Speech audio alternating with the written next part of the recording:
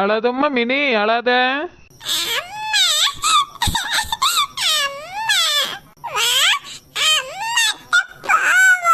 அழாதம்மா, அம்மட்ட போவோம். இதுக்கு எல்லாம் காரணம் நீங்க தான். நீ நோய் என்ன பண்ணிட்டு என்னையே சொல்லிட்டு இருக்க? நான் எதுவும் பண்ணல. உங்க அக்கா தான் வந்து விழுந்து கிடந்தா.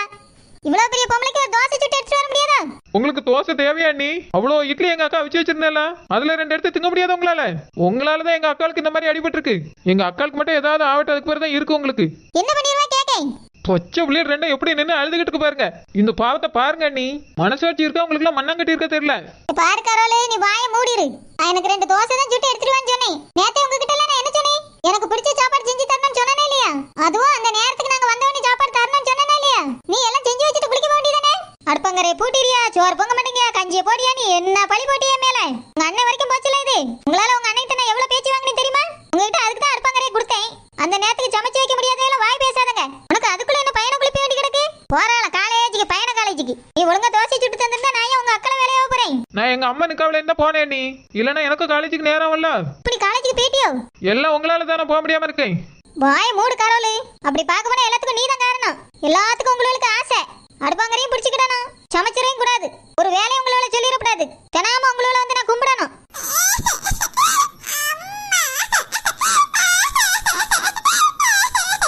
பாருங்க நீ பச்சை பிள்ளை எப்படி அழுதுன்னு. இங்க பாரு கரோலு, எனக்கு டென்ஷன் ஏறுது. நான் தான் இதுக்கெல்லாம் காரணம்னு சொல்லி வேலை வச்சுக்கிறாத. நீ என்ன ஒரு தோசை சுட்டு எடுத்துட்டு வந்தாலும் என் அக்கா வந்து தலைக்கில விழுவாளாம். இதுக்கு எல்லாத்துக்கும் நான் பொறுப்பாக முடியுமா? அவ என்னத்துக்கு விழுந்தானே அவட்ட போய் கேளு.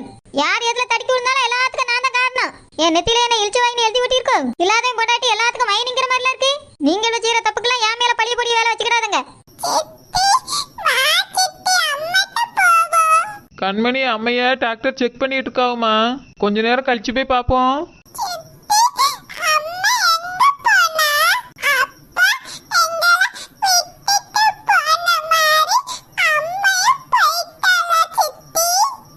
ஏமா அப்படி சொல்லியா? உங்க அம்மா எங்கேயும் போகல, இங்கதான் இருக்கு. அம்மைக்கு உடம்பு சரியில்லைல்ல, அதான் டாக்டர் ஊசி போட்டு இருக்கா. இப்போ வந்துருவா.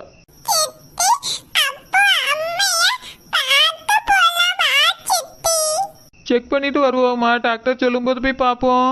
கரோலு, பூமாரிக்கு என்னாச்சு? ஏம்மா, அக்கா கீழே விழுந்துட்டாமா. என்னது, பூமாரி விழுந்துட்டாளா? நீ எப்படிமா ஆஸ்பத்திரிக்கு வந்தா?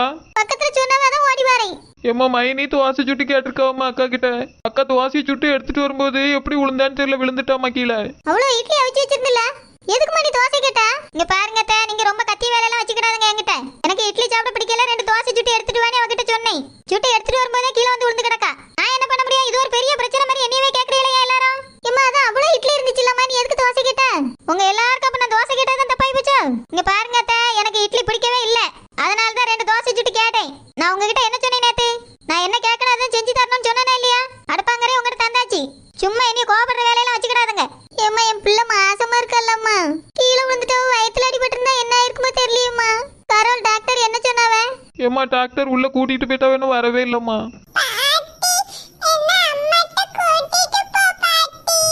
அம்மாட்டே அம்மா போனோம். அம்மா இப்ப வருவாம்மா, நீ அழாத.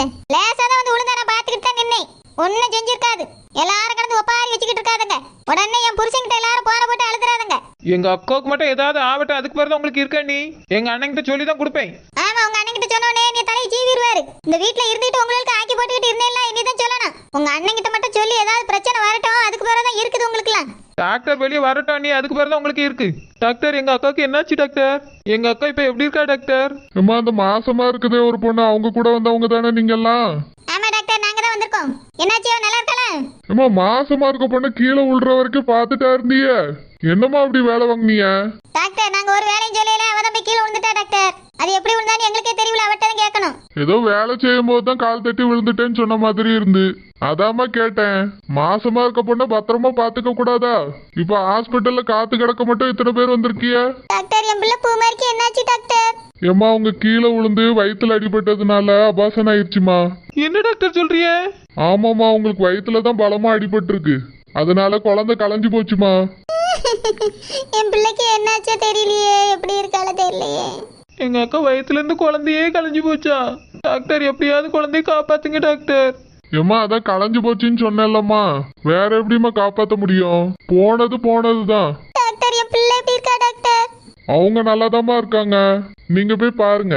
ஒரு 2 மாசமாவது பெட் ரெஸ்ட் எடுக்கணுமா? வீட்டுக்கு கூட்டு போயிட்டு வேலைக்கெல்லாம் செய்ய வச்சிடாதுங்க. சரி டாக்டர், அவகிட்ட வேலை செய்யாதேன்னு நான் சொல்லிக்கிட்டு இருந்தேன். நான் வெளியே போயிட்டு வரதுக்குள்ள என் பிள்ளை கீழே வந்து வயிற்றுல அடிபட்டு இப்படி ஆகிப்போச்சு டாக்டர். வெளியே ஏமா போறீங்க? மாசமா இருக்க பிள்ளைய பத்திரமா பக்கத்துல இருந்து பாத்துக்க கூடாதா? சரி, நீங்க போய் பாருங்க. சரி டாக்டர், போய் பார்க்கேன். கரோல் வாமா போவோம்.